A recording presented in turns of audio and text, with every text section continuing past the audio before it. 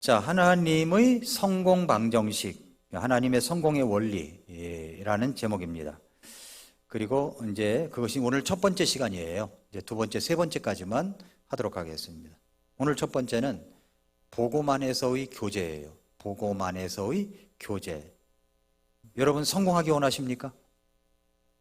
원함을 고백을 해야 이게 성공도 할 수 있어요. 성공하기 원하십니까? 아멘. 저도 성공하기 원합니다. 어떤 일이든 정말 주님 안에서 성공적인 삶을 살고 싶습니다. 그렇다면 성공의 원리를 가까이 해야 성공할 수가 있습니다. 우리가 하나님 앞에 성공하고 싶습니다. 주님 도와주세요. 기도만 하고 되는 게 아니에요. 원리를 내 몸속에 체득해야 되는 겁니다. 원리를 가지고 있어야 되는 거죠. 그렇다면 그 성공의 원리를 알아야 돼요. 성경에서는 이렇게 하면 성공한다라고 하는 구절들이 있어요. 이렇게 하면 성공한다. 그러면 그 말씀을 믿고 그대로 하면 됩니다. 세상 사람들은요, 그 지혜가 얼마나 정말 뜨거운지 그 자기들만의 성공 방정식을 가지고 매일매일 새벽을 깨우면서 루틴을 만들어가며 노력하고 있습니다. 근데 그렇게 하면서 성공했다고 또 이야기를 합니다.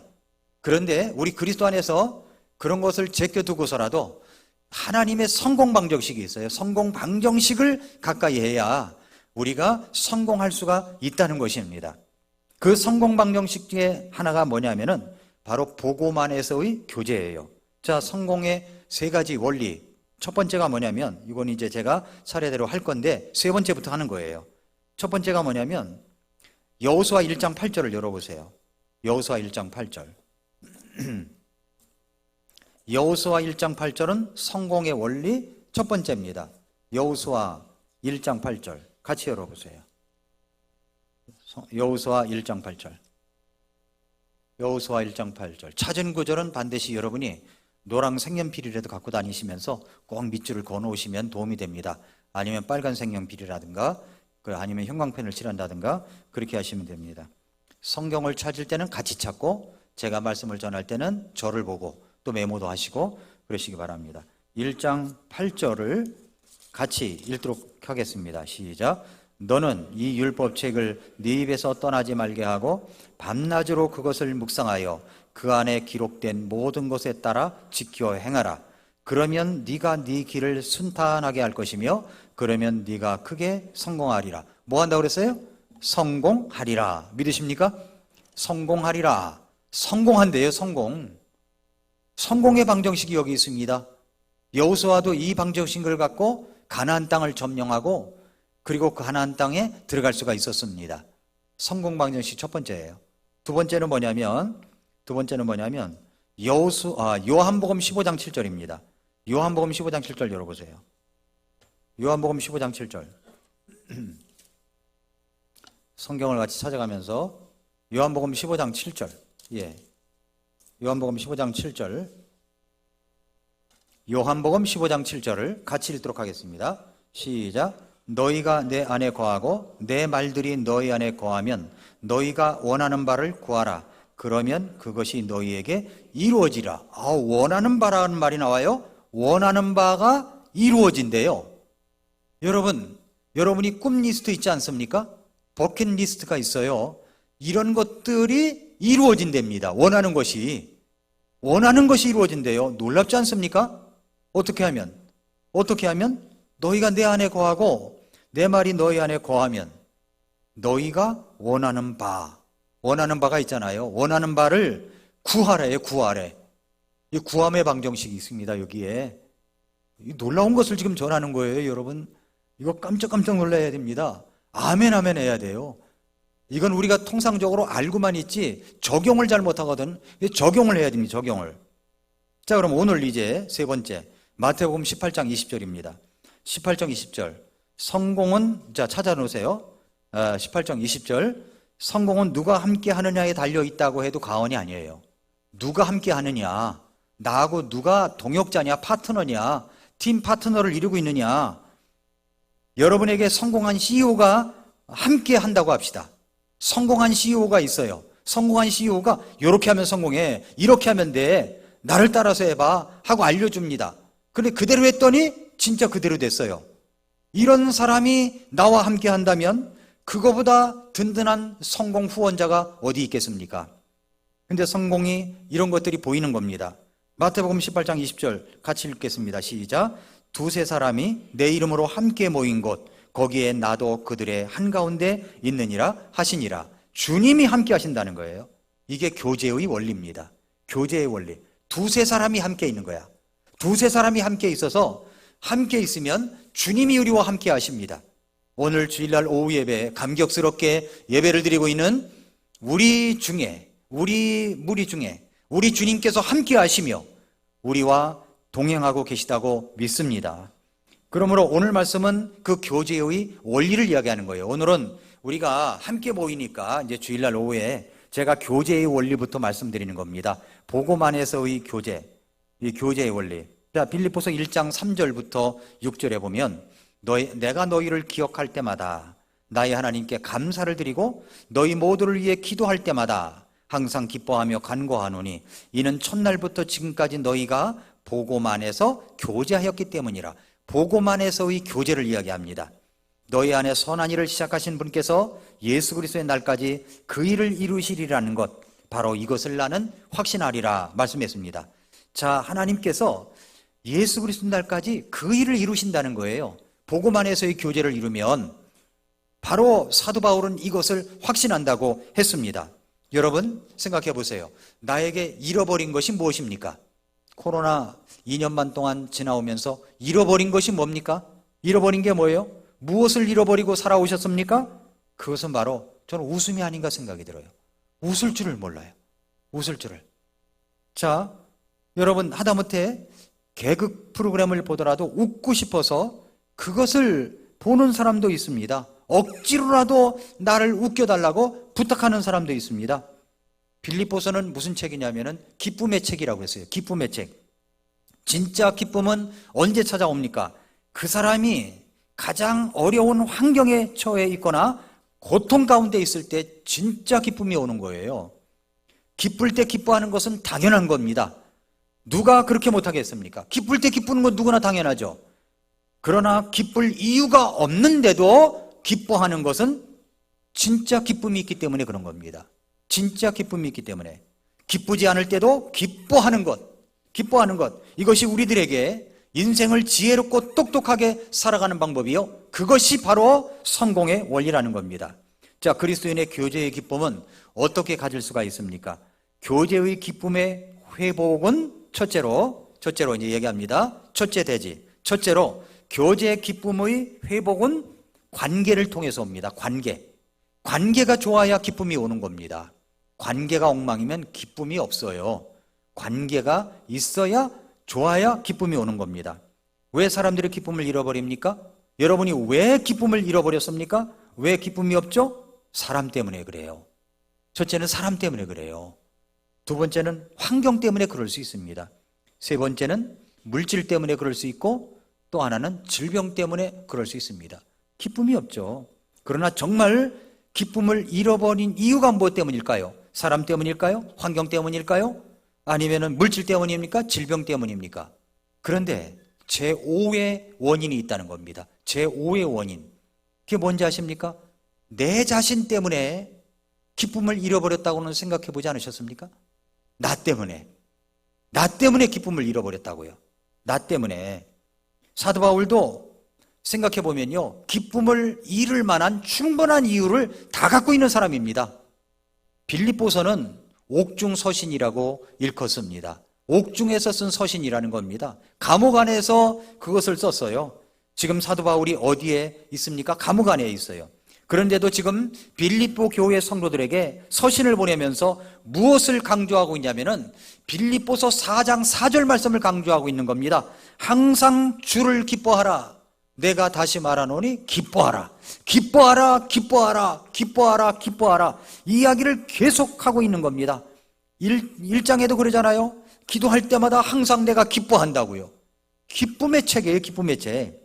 사람, 환경, 물질, 질병, 심지어는 자기 자신을 포함해서 우리 안에 있는 내면의 기쁨을 빼앗아 갈 수 있는 요소들이 너무나 많은 겁니다. 왜 오늘 아침에 기분이 나쁘셨어요? 왜 어제 저녁에 기분이 나쁘셨어요? 답은 뻔합니다. 누구 때문이 아니에요. 나 때문에 그런 거예요. 나 때문에. 내게 기쁨이 없는 것도 사람들은 이야기합니다. 너 때문이라고. 네, 너 때문이라는 거예요. 또 다 너 때문에 그렇다는 거예요. 다 너 때문에 그렇다고 사람들이 이야기합니다. 그러나 사도 바울은 어떻게 하였습니까? 그러한 어려움 가운데서도 기뻐하라고 말합니다. 기뻐하라. 기쁘다고 말해요. 왜 이렇게 기뻐할 수가 있단 말입니까? 그것은 바로 하나님과의 관계를 통해서 사도 바울이 기뻐할 수 있었던 그 이유를 찾아볼 수가 있습니다. 사도 바울이 하나님과의 관계를 통해서 기쁨을 갖고 있다고 하는 것을 어디에서 찾아볼 수 있냐면 바로 1절, 2절이에요. 1절, 2절을 보세요. 1장 1, 2절. 예수 그리스도의 종 바울과 디모데는 빌립보에 있는 모든 성도들, 곧 그리스도 예수님 안에 있는 성도들과 감독들과 집사들에게 편지하노니 하나님 우리 아버지와 주 예수 그리스도로부터 은혜와 화평이 너희에게 있기를 원하노라 라고 했습니다. 사도 바울이 빌립보 교회 성도들에게 전해주는 인사말을 보면 그가 지금 비록 감옥에 있지만 그 감옥 안에서도 기뻐하는 분명한 이유를 알 수 있는 인사를 하고 있지 않습니까? 2절을 특별히 유의하여 보십시오. 하나님 우리 아버지와 주 예수 그리스도로부터, 하나님 우리 아버지와 주 예수 그리스도로부터 뭐가 온다고 합니까? 은혜와 화평이 온다는 겁니다. 은혜와 화평이 찾아오면 기뻐하지 아니할 수가 없어요. 왜 기뻐하지 못합니까? 은혜도 없고 화평도 없기 때문에 그럴 수 있어요. 은혜와 화평이 어디서부터 와요? 하나님 우리 아버지와 예수 그리스도로부터 오는 겁니다. 여러분 은혜를 압니까? 여러분이 화평을 아십니까? 은혜와 화평. 은혜란 정말 내가 받을 자격이 없는데 일방적으로 베풀어주는 하나님의 사랑이라고 했습니다. 과분한 사랑이죠. 과분한 사랑이에요. 즉 하나님께서는 은혜로 죄인들을 구원하시고 그들에게 구분을 통해 살아갈 힘을 주시는 분입니다. 은혜 아니면 아무것도 할 수 없는 거예요. 은혜 아니면. 화평은 뭐냐면 그리스도께서 그분의 죽음을 통해 믿는 자와 하나님 사이에 이루어진 화평을 이야기합니다. 죄사함의 화평이죠. 하나님께서 마음속에 주시는 내적인 확신과 화평. 오직 하나님만이 이런 선물을 주실 수가 있습니다. 그렇습니다. 은혜와 화평을 경험하는 사람들은 사람들에게 그 경험을 전하고 싶어 하는 거죠. 막 기뻐하는 이유가 있잖아요. 기뻐하는 이유를 이야기하고 싶은 거예요. 아, 나 너무 기뻐. 너무 기뻐. 기쁨의 이유를 전하고 싶은 겁니다. 기쁨을 전하고 싶은 거죠. 그런데 이런 은혜와 화평이 어떻게 온다고 하였습니까? 하나님 아버지와 주 예수 그리스도에게로부터 오는 겁니다. 은혜와 화평이 하나님 아버지와 주 예수 그리스도로부터 온다면 누구와의 관계를 잘해야 돼요? 하나님 아버지와의 관계, 주 예수 그리스도와의 관계를 잘해야만 은혜도 오고 화평도 온다는 결론이지 않습니까? 그렇습니다. 그 관계를 잘 알아야 돼. 하나님 아버지와의 관계, 그리고 예수 그리스도와의 관계입니다. 사람들은 이 사실을 잘 몰라요. 기쁨이 없는 이유가 다 다른 데서 오는 것인 줄 생각합니다. 그러나 정말 우리들의 진정한 기쁨은 어떻게 찾을 수가 있어요? 회복할 수가 있습니까? 하나님과의 관계에서부터 오는 거예요. 하나님과의 관계. 하나님과의 은밀한 관계가 여러분의 행복을 좌우하는 겁니다. 하나님과의 은밀한 관계. 하나님과의 은밀한 관계. 은밀한 곳이 승리의 핵심이에요. 은밀한 곳에. 자, 우리는 이제 교회 안에서 막 통성 기도하고 막 소리쳐 기도하고 이런 걸 안 합니다. 뭐 그런 거 하면 좀 시원하다고 그래요. 물론 시원한 걸 알아요. 그러나 성경을 보면 기도할 때 어디 가서 하라고 그러냐면은 골방에 가서 하라고 그랬어요. 골방에 가서 은밀한 곳에서 하라고 했습니다. 미국에 사는 한 부부가 있었습니다. 이 부부는 재정적인 압박으로 인하여 숨이 막힐 지경이었어요. 절박함이 극에 달한 어느 날 저녁에 아이들을 재우고 난 부부는 함께 기도하며 주님의 도우심을 구하기로 했습니다. 함께 기도하면서 거실 소파에서 기도를 하고 있는데 갑자기 이런 소리가 들려오는 거예요. 도움이 필요하시면 911로 전화하세요. 도움이 필요하시면 911로 전화하세요. 이런 소리가 들려오는 거예요. 우리나라로 따지면 119잖아요. 근데 911로 전화하세요. 그러는 거예요. 그래서 네댓 번이나 뚜렷하게 들려오니까 깜짝 놀란 거예요. 어디서 도움이 필요하시면, 우리 지금 도움이 필요한데 911로 전화하래요. 어디서 소리가 나나 했더니 지하실에서 그 소리가 나는 거예요. 그래서 내려가 보니까 아이 장난감 구급차에서 나는 소리인 것을 이제 확인했습니다. 버튼을 눌러야 그 소리가 나는데 이상하게 그날은 자동적으로 그 소리가 났는지 이해가 가진 않았지만 그 순간 성령께서 마음속에 확 깨달아 주시는 것이 있었어요.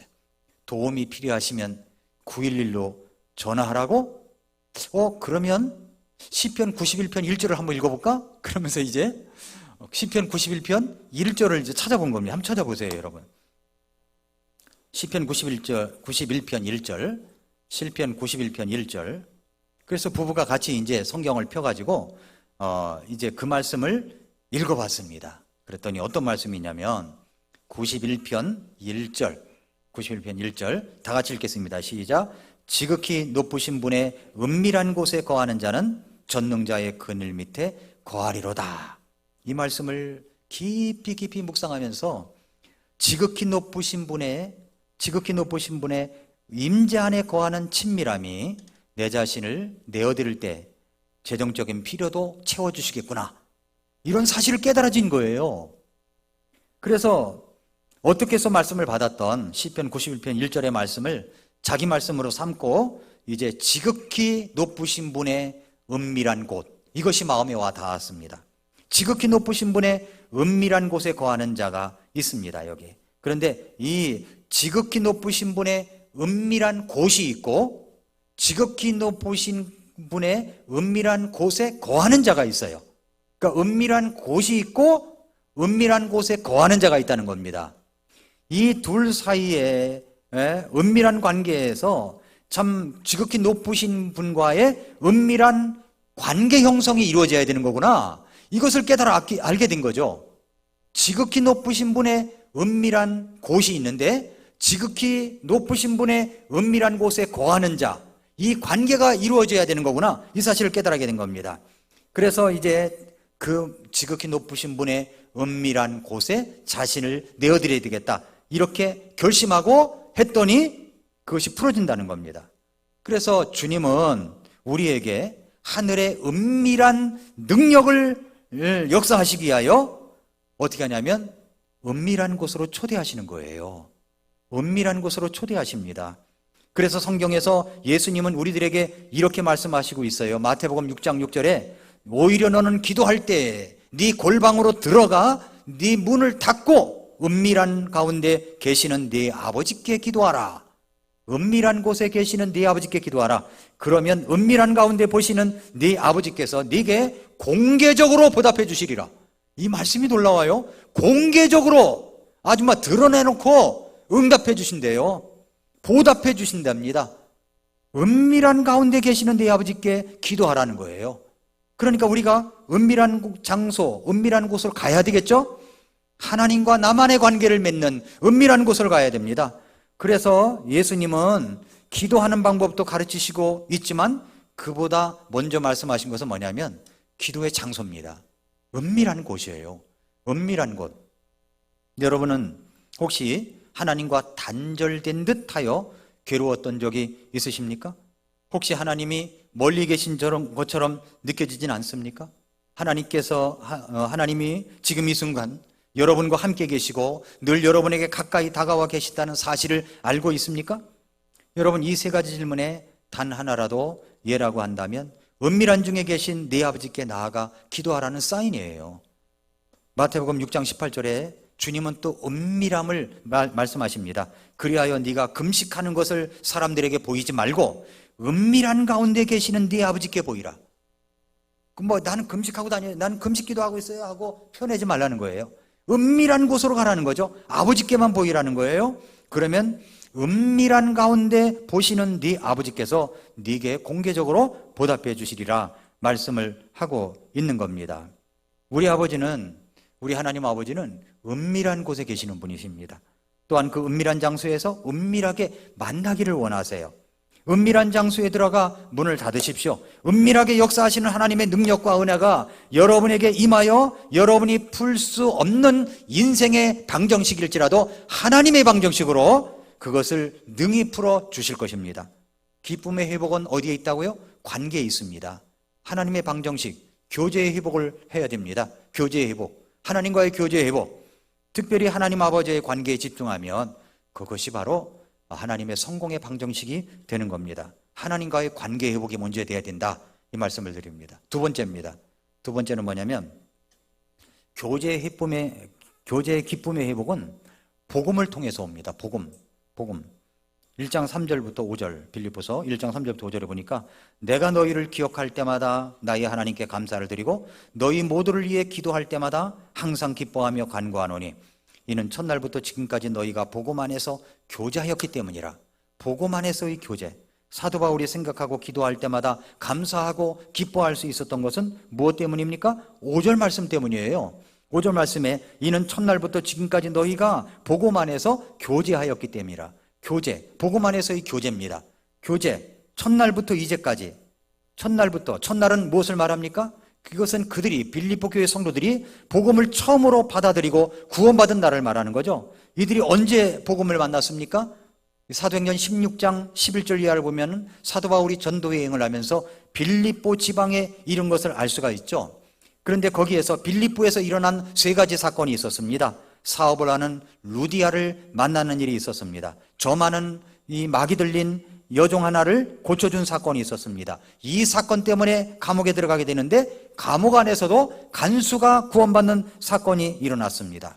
이제 사도행전 16장 25절에 보니까 한밤중에 바울과 실라가 기도하며 노래로 하나님을 찬양함으로 죄수들이 그들의 말을 듣고 있었다라고 했습니다. 그랬더니 큰 지진이 난 거예요. 그래서 감옥문이 다 열려지게 됐습니다. 선교순례 갔을 때, 터키에 선교순례 갔을 때 이 감옥도 가봤고 그 그 빌립보 교회 루디아가 있는 곳도 갔었습니다. 그 앞에 시냇물이 흐르는데 아주 경치가 아름다웠던 것을 지금도 기억합니다. 근데 그 감옥의 문을 여니까 옥문이 다 열려지게 됐죠. 죄수들이 다 도망한 줄 알고 간수가 책임감을 느끼고 자결을 하려고 하는데 사도 바울이 그를 향하여 소리를 칩니다. 네 몸을 상하게 하지 말라. 우리는 다 여기에 있다. 그랬더니 간수가 등불을 들고 뛰어갑니다. 그리고 이 놀라운 광경 앞에 있는 바울 앞에 무릎을 꿇고 이야기하기를 선생들아, 내가 어떻게 해야 구원을 얻으리이까? 그랬더니 사도 바울이 주 예수 그리스도를 믿으라. 그러면 네가 구원을 받고 네 집이 구원을 받으리라. 이렇게 구원받은 사람들, 사업을 하는 루디아, 그 다음에 악한 영이 들렸던 고침받은 자매, 간수 형제, 이들이 그 가족들, 이들이 구원받고 나서 시작한 교회가 바로 빌립보 교회라는 거예요. 아주 생생한 체험을 갖고 교회를 이루었으니까 그들이 얼마나 교회를 아름답게 세우기 위해서 노력을 했겠습니까? 이들은 정말 놀라운 구원의 확신과 간증을 안고 모임을 만들고 교회를 시작하게 된 것입니다. 복음을 받아들이고 영접하면 어떤 일이 벌어집니까? 그것은 바로 주 예수를 믿으라. 그러면 네가 구원을 받고 네 집이 구원을 받으리라 하면서, 그러면 그렇게 말하니까 주의 말씀을 그와 그의 집에 있는 모든 사람에게 말하니까 그 밤 바로 그 시각에 그들을 데려다가 채찍 맞은 자를 찢겨주고 온 가족이 예수님을 믿고 침례를 받았다고 하는 이야기가 성경에 나와 있습니다. 그 복음을 만나면 인생이 바뀌어지는 거죠. 인생이 바뀌어지니까 기쁨이 가득할 수밖에 없습니다. 그래서 감사와 찬송이 나오는 거죠. 기쁨이 나오는 겁니다. 기쁨이. 이렇게 공짜로 주어지는 것을 복이라고 얘기합니다. 복. 구원의 복이 임한 거죠. 구원의 복의 감격이 임합니다. 여러분, 저는 1978년 5월 14일 구원받을 때를 잊지를 못합니다. 정말 생생한 체험으로 제가 구원을 받았어요. 성공회 다녔을 때 제가 성공회를 뛰쳐나와서 침례교회를 갔는데 제가 집으로 돌아가는 길목에 신부님이 기다리고 있는 거예요. 제 이름이 요셉이었거든요. 영세명이 최요셉, 좀 이상한 것 같아. 그래서 제가 이상한 게 아니라 신부님이 이상합니다. 신부님 구원받은 적이 있으십니까? 구원을 받았습니까? 그랬더니 더 이상하대요. 그래서 그냥 이상한 사람 물러간다고 하고 그냥 갔습니다. 그렇게 했던 적이 있어요. 그 장면을 제가 잊지를 못해요. 구원받은 장면을. 여러분, 사람들은요, 이 복을 갖다가 뭐라고 얘기했냐면 운이 좋았다라고 얘기해요. 운이 좋았다. 하도 사람들이 책을 많이 사봤다고 그래서 10만 권이나 책을 샀다고 그래가지고 제가 책을 이제 도서관에서 빌려봤습니다. 그 럭키라고 하는 책이에요. 그 책은 보니까 럭키, 진짜 운에 대해서만 이야기를 하고 있어. 운. 사람들은 다 운이라고 얘기해. 그래서 보니까 야, 이거 이 책이 어떻게 10만 권이나 팔렸을까? 사람들은 정말 운을 좋아하는구나. 운이 있기를 바라고 있구나 라고 생각이 들었는데, 여러분, 사람들은 그 운이라고 얘기해요. 운, 재수가 좋다, 운이 있다, 이런 이야기를 합니다. 예수 믿지 않은 사람들이 이렇게 말하죠. 그런데 우리는 그렇게 말하지 않죠. 복이 임했다고 얘기합니다. 근데 복도요, 1차적인 복이 있고 2차적인 복이 있어요. 1차적인 복이 뭐냐면 이거 아주 순수한 은혜라고 할 수가 있습니다. 1차적인 복이 뭐냐면 예수님 믿고 구원받은 복이 진짜 1차적인 복입니다. 그때부터 복받은 인생이 시작이 된 거죠. 구원의 은혜도 나로 말미암아 온 것이 아닙니다. 나로 말미암아 온 거예요. 예수님의 은혜로 온 것입니다. 빌립보 교회가 세워지게 된 것도 그렇지 않습니까? 모두 다 하나님의 은혜예요. 루디아 여인이 구원받아 하나님의 말씀과 연결이 된 것도, 악한 영이 쫓겨나가 구원받은 것도, 간수와 그 가족이 모두 구원받은 것도 하나님의 전적인 은혜요, 성령의 은혜입니다. 이렇게 내가 구원받은 감격을 회복하는 것이 기쁨의 회복이에요. 이거 기쁨의 회복, 이걸 1차적인 복이라고 할 수가 있습니다. 내가 찬송을 한다는 것은 무슨 소리입니까? 잘 되는 원인과 구원받는 원인은 내게는 없습니다. 다 하나님이 주신 것입니다. 다 하나님이 하신 것입니다 라는 고백이에요. 잘 되는 원인은 내게 없어요. 이렇게 자기에게 원인이 없는데 은혜 받은 복이 1차적인 복입니다. 1차적인 복. 이것이 여러분에게도 있습니까? 1차적인 복이? 그러면 2차적인 복이 뭐죠? 2차적인 복은 그렇게 해서 나에게 거저 찾아온 복을 나에게 머무르게 하는 복을 말하는 거예요. 머무르게 해야죠. 머무르게.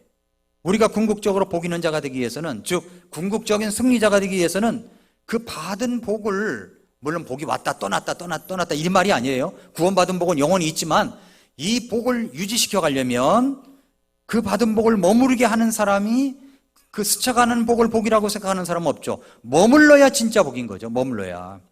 1차적인 복을 2차적인 복으로 연결지어야 진정한 복입니다. 머무르는 복이 우리에게 있어야 됩니다. 이 머무르는 복은 운이라든가 재수가 좋다든지 우연히 오는 것이 아닙니다. 만나는 것까지는 우연이 될지 모르지만 그 복을 머무르게 할 때 필요한 것이 뭐냐면, 세상적인 표현으로 빌리자면 실력이 있어야 되는 거예요. 실력이. 복을 만난 다음에 그것이 머무르게 만들려면 반드시 실력이 있어야 되는 겁니다. 그리스도인들에게는 어떤 실력이 있어야 됩니까? 영적인 실력이 있어야 돼요. 영적인 견고함, 정서적인 실력이 있어야 됩니다. 그 복음과 만나는 실력이죠. 복음과 만나는 실력, 복음 안에서의 실력을 말하는 겁니다. 복음 안에서는 찬송과 감사가 있습니다. 그래서 기쁨이 있어요. 그래서 그것이 계속되면 복이 머무르게 될 수가 있는 거예요. 교제 기쁨의 회복은 복음을 통해서 오는 겁니다. 복음은 십자가입니다. 십자가를 한 번만 경험하는 것이 아니라 예수 믿고 구원받았지만 십자가의 은혜에 그 가져오는 복은 계속해서 와야 되는 겁니다. 십자가 앞에 나아가 짐을 풀고 나아가야 되는 거죠. 마지막 세 번째는 뭐냐면, 교제의 기쁨의 회복은 복음 안에서의 교제를 통해서 오는 교제. 복음을 만나고 복음 안에서 또 그 다음에 교제를 해야 돼요. 자, 이 교제가 뭐냐면 하나님과의 교제요, 사랑과의 교제입니다. 하나님과의 교제요, 사랑과의 교제예요. 첫날부터 지금까지 너희가 복음 안에서 교제하였기 때문이라.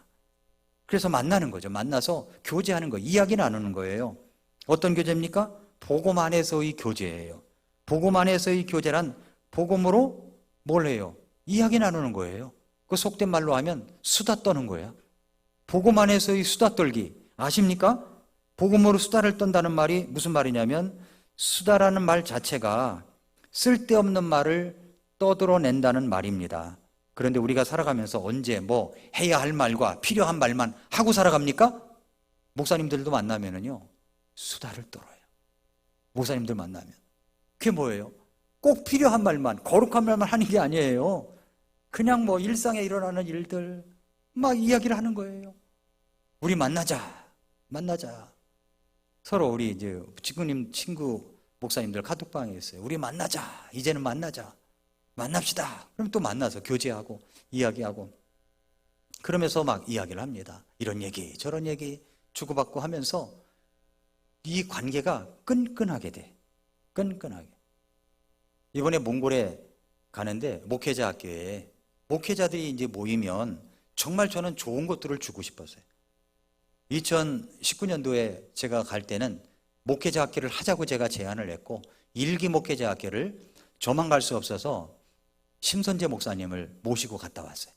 제가 모시고 일부 비용을 대드리고 그러면서 이제 갔다 왔습니다. 그래서 말씀을 가르쳐 달라고 그렇게 했어요. 이번에 이제 또 가는데 제 친구 목사님들에게 이야기를 했습니다. 그랬더니 저를 포함해서 4명, 목사님들 4명이 가요. 4명이 가요. 그리고 다니엘서와 말세론에 대해서, 그리고 침례교회론에 대해서, 실천 목회론에 대해서 가르쳐 달라고. 원태한 목사님은 그거 얼마나 고언입니까? 자기가 한마디 한마디 하는 게. 그래서 가서 이야기해 달라고 했더니 모두 다 오케이 했어요. 오케이. 얼마나 감사한지 몰라요. 제가 무슨 교통비를 내줍니까? 뭐 합니까? 아니에요. 그냥 가자고 한 거예요.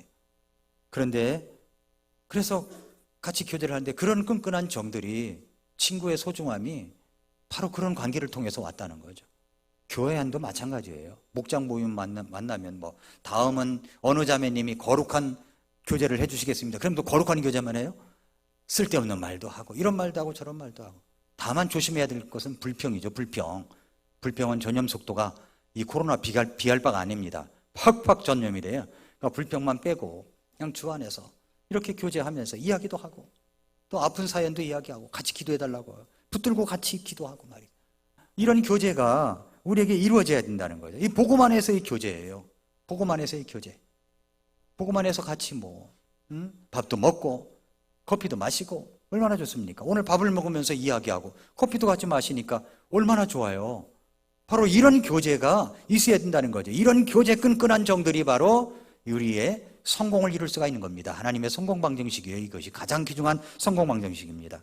자, 그 복음 안에서의 교제란 무엇을 말하냐면 먼저 이런 겁니다. 뭐냐면 서로 기억해주며 감사를 드리는 거예요. 복음 안에서의 교제라는 것이 서로 기억해주며 감사를 드리는 거예요. 왜냐하면 3절에 이렇게 말씀했어요. 내가 너희를 기억할 때마다 나의 하나님께 감사를 드리고 생각할 때마다 기억할 때마다 라는 말은 원문을 직역해 보면은 이 말은 내가 너희를 기억할 때 또 기억하기 때문에 라고 번역할 수 있습니다.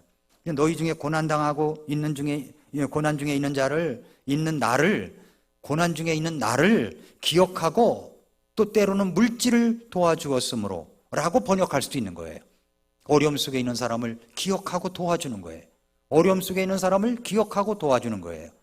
그러니까 같이 이렇게 그룹 소그룹끼리 교제를 하거나 아니면 우리 교회 전체 공동체 안에서 어려움 속에 있는 사람들이 있으면 기억하고 기도해 주는 거예요. 기억하고 기도해 주는 거예요. 기억할 때마다 기억해 주고 감사를 드리는 겁니다. 감사를. 이것이 바로 주 안에서의 교제예요. 복음 안에서의 교제. 기억하고 또 두 번째는 기도로 돕는 거예요.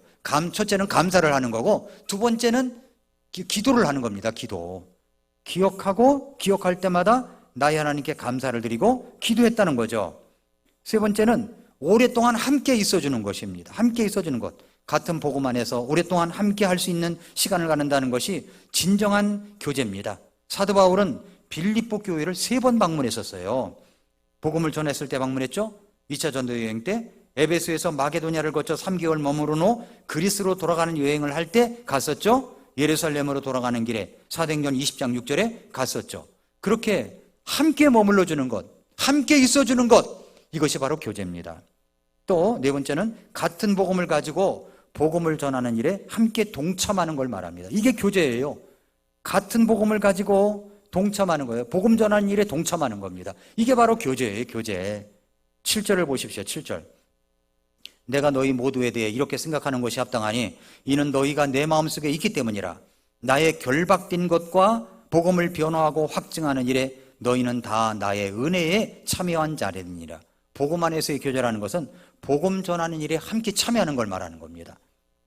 그래서 사도 바울이 확신하는 것이 뭐냐면 너희 안에서 선한 일을 시작하신 분께서 예수 그리스도의 날까지 그 일을 이루시리라는 것, 바로 그것을 나는 확신한다, 이렇게 말씀하고 있는 겁니다. 그리스도 예수의 날은 예수님이 다시 오실 재림의 날이죠. 복음의 사역에 함께 하려면 어떻게 해야 됩니까? 복음을 분명하게 들은 적이 있어야 되고, 같은 복음 안에, 복음의 공동체, 믿음 안에 있어야 되고, 복음 사역에 실질적으로 참여를 해야 되는 겁니다. 교육에 뜻이 있는 사람은 자기 재산이 있을 때 뜻 있는 곳에 쓰기 위하여 교육 사업에 맡기는 것을 볼 수가 있습니다. 훌륭한 일이죠. 그런데 복음을 통해서 분명히 구원받고 변화를 받은 사람이라면 복음을 전하여지는 곳에 쓰여달라고 우리가 주님 앞에 드릴 수가 있는 겁니다. 복음을 전하고 교회를 세우고 만들어가는 일에 쓰임받게 해야 되는 겁니다. 이것이 바로 우리 해야 될 일이요, 이것이 바로 교제입니다. 교제. 영국의 어떤 교회에서 5살 먹은 소년이 지정 헌금을 냈어요. 지목 헌금. 우리 교회도 지목 헌금이 있죠? 누구를 위해서 써주십시오, 어느 선교사에게 보내주십시오. 그러면 우리는 정확하게 그것을 합니다. 그 소년은 헌금을 하는데 1페니를 헌금하면서 이것으로 꼭 신약성경을 사가지고 인도에 보내달라고 지정을 했어요. 그 교회 목사님이 1페니 가지고 어떻게 성경책을 사요? 그래서 이제 그 헌금을 1페니 소중히 여겨가지고 목사님이 거기에다 성경책 값을 보탰습니다. 그리고 작은 성경 한 권을 샀어요. 그리고 그 소년의 사인을 넣어가지고 이름을 넣어서 인도로 보냈습니다. 그리고 시간이 지나면서 목사님과 소년은 그 일을 잊었습니다. 20년이 지난 후에 그 목사님이 어떤 마을을 방문하게 되었답니다. 그래, 그 마을 사람들은 예수님을 믿고 참으로 진지하게 신앙생활을 하고 있었습니다. 그래서 목사님은 어떻게 이렇게 교회를 이루고 진지하게 신앙생활을 하게 됐냐고, 어떻게 복음이 전파되기 시작했냐고 물어봤습니다. 그랬더니 그 마을 사람들이 말하기를 20년 전 어떤 선교사가 찾아와가지고 작은 신약 성경 한 권을 건네주셨는데 그 성경이 바로 복음화의 기초가 되었다는 겁니다. 그 성경 한 권이 그러면서 다 떨어지고 남루한 오래된 낡은 성경책 한 권을 갖다가 보여주는 거였어요. 그래서 이 목사님이 이렇게 계속 넘기다 보니까 마지막 표지 안에 20년 전 자기 교회의 5살짜리 소년의 사인이 그대로 남아 있었어요. 목사님이 써준 그 사인이, 그 소년의 이름이 써 있더라는 겁니다. 이게 바로 복음 안에서의 교제라는 거예요. 이것이 복음 안에서의 교제는 우리에게 큰 기쁨을 가져다 줍니다. 6절 말씀을 보십시오. 6절 말씀. 너희 안에서 선한 일을 시작하신 분께서, 자, 우리 안에 무슨 일을 시작해요? 선한 일을 시작하신 분께서 예수 그리스도의 날까지 그 일을 이루시리라는 것, 바로 그것을 나는 확신한다 말씀하고 있는 겁니다. 이게 복음 안에서의 교제입니다. 히브리서 10장 24절 25절에 서로를 주의 깊게 살펴보아 사랑과 선한 행위를 하도록 격려하며, 서로를 주의 깊게 살펴봐야 돼요. 이제 코로나가 거의 끝나갑니다. 그 다음에 어떤 게 올지 모르지만 끝나가요. 그러나 우리는 지금 서로를 주의 깊게 살펴봐야 돼요. 그리고 사랑과 선한 행위를 하도록 격려해야 됩니다. 그게 교제죠. 그리고 어떤 사람들의 습관과 같이 우리의 함께 모이는 일을 패하지 말고, 함께 모이지 않으면 패하는 거예요. 함께 모이는 일을 패하지 말고 서로 권면하되 그날이 다가옴을 너희가 볼수록 더욱더 그리하자. 그날이 다가옴을 볼수록 더욱더 그리하자. 예수님이 다가오실 날이, 오실 날이 얼마 남지 않았습니다. 더욱더 지금은 모이기에 힘써야 됩니다. 우리 모두는 정말 소중한 존재들입니다. 전에도 제가 정현종 시인의 모든 순간이 꽃봉오리인 것을, 이 시를 한번 소개한 적이 있습니다. 나는 가끔 후회한다. 그때 그 일이 노다지였을지도 모르는데, 그때 그 사람이, 그때 그 물건이 노다지였을지도 모르는데 더 열심히 파고들고, 더 열심히 말을 걸고, 더 열심히 귀 기울이고, 더 열심히 사랑했을 걸. 밤벙어리처럼, 귀머거리처럼 보내지는 않았는가? 우두커니처럼 더 열심히 그 순간을 사랑할 것을, 모든 순간이 다 꽃봉오리인 것을, 내 열심을 따라 피어날 꽃봉오리인 것을. 우리는 모두 꽃봉오리예요. 그러면 내가 열심을 내서 격려해 줌을 따라서 피어나는 거야. 피어나는 거야. 지난 4월 달에 목회자 친교회가 부산에 있었습니다. 우리가 후원 헌금을 했던 한국 선교사 기념관이 그때 오픈식을 했어요. 이제 커팅도 같이 참여해가지고 했습니다. 정말 허름한 건물이지만 리모델링을 해가지고 약 500평의 땅에 그것을 이제 했습니다. 500평의 땅이지 나중에 이제 굉장한 땅이 될 것이라고 생각합니다. 그런데 이제 우리 선교사님들이 한국에 와가지고 이제 땅을 사는 곳들 있잖아요. 선교사님들을 위해서. 근데 사실은 그것이 한 군데로 모아졌어야 좋았겠다는 생각이 드는 거예요. 그래서 저희들이 500평의 땅을 소중히 여기는 것이 이것은 팔지 말고 우리 친교회를 위해서 그대로 해야 된다. 왜냐하면 그동안에 선교사님들이 땅에 있으면 선교사님이 어느 교회 주라고 그랬다 그러면 그 교회에 들어가 버리고 신학교에 들어가 버리고 그랬거든요. 근데 사실은 이것이 우리 친교회를 위해서 써야 되겠다라고 생각이 들었습니다. 왜 그러냐면 감리교회는 여전도회관이라고 이제 종로 대학로 가면 크게 있잖아요. 선교사들이 처음 와가지고서 땅을 사가지고 이렇게 갖고 있었는데 거기다 빌딩을 졌습니다. 아주 높은 빌딩을. 그분들이 감리교 총회에서 몇 층을 쓰겠습니까? 3, 4개층밖에 안 써요. 나머지는 다 세를 준다는 거예요.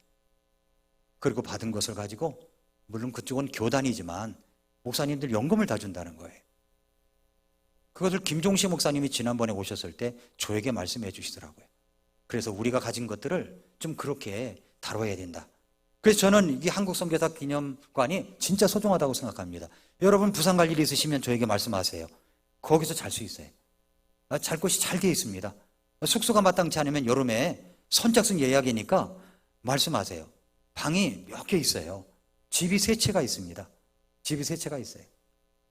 그래서 갈 수가 있어요. 거기다가 여러분이 헌금할 수도 있고 안 할 수도 있어요. 거기는 헌금통이 없으니까 안 할 수밖에 없죠. 교회에다 헌금하면 되니까. 우리 선교사 기념관에 매달마다 후원 헌금을 하고 있습니다. 그런데 그것을 보면서 느껴지는 것이 뭐냐면 정말로 모든 것들이 다 꽃봉오리라는 겁니다. 꽃봉오리. 우리가 열심을 내면 다 피어날 것들이라는 겁니다. 그래서 저는 그것을 생각하면서 우리 선교사님들이 한국 땅에 와가지고 처음에 곳곳에다가 몽골처럼 도서관을 세웠으면 얼마나 좋았을까. 도서관을. 몽골에는 지금 게르 도서관이 아주 놀랍게 세워져 가고 있습니다. 작은 도서관들이 얼마나 많이 세워졌는지 몰라요. 제가 6월 첫 주에 몽골의 김종호 선교사님이 친교회 때 선교보고 한 영상이 있습니다. 그걸 6월 첫 주에 보여드리려고 제가 준비해 놓고 있습니다. 그런데 말이죠, 게르 도서관 이 사역이 놀랍게 이루어지고 있어요. 정말로 도서관들을 만들어가는 거예요. 복음 전하기가 힘드니까 도서관 만들어 놓고 평소 때 와서는 책 읽고, 그리고 이제 주일날은 주일 예배를 하고 그런 것을 하고 있습니다. 놀랍잖아요. 그런데 우리나라에도 서당들이 있었잖아요. 곳곳에 서당들이 있었잖아요. 서당 라이브러리를 만들어 놨더라면 우리나라 대단했을 겁니다. 서당 라이브러리. 몽골은 지금도 IMF예요. 그 땅을 많이 사놔야 돼. 땅을. 우리 교회 성도는 아니지만 어떤 분이 저에게 찾아와서 몽골을 위해서 쓰라고 주시고 가셨어요. 감사하잖아요. 그래서 여러분, 우리는 서로 주의 깊게 살펴보아 사랑과 선한 행위를 하도록 격려해야 됩니다. 그러면 그분이 쫙 꽃이 피는 거예요. 꽃이 피는 거예요. 그래서 서로 또 다가오기를 기대하면 안 돼. 내가 먼저 가서 꽃을 피우면 그 사람이 나한테 와서 또 피우게 되는 겁니다. 뭐라고 그랬습니까? 내 열심을 따라 피어날 꽃봉오리인 것을. 이분이 참 시를 너무 잘 쓰신 것 같아. 내 열심을 따라 피어날 꽃봉오리인 것을. 그래서 우리는 서로 복음 안에서의 교제가 필요한 겁니다. 교제가 그리운 거예요. 혼자 살아갈 수는 없어요. 서로를 돌아보라 그랬어요. 서로를 주의 깊게 살펴보아서 사랑과 선한 행위를 하도록 격려를 해줘야 돼. 격려를 해주는데 모이기를 폐하면 안 됩니다. 모이기에 힘써야 됩니다. 모이기에 힘써야 돼. 그렇게 해서 우리 하나님 앞에서 복음 안에서의 교제를 가질 때 하나님의 성공 방정식 첫 번째를 이루는 겁니다. 그렇게 하여 성공하는 우리 성도님들이 되시기를 축복합니다. 기도하겠습니다.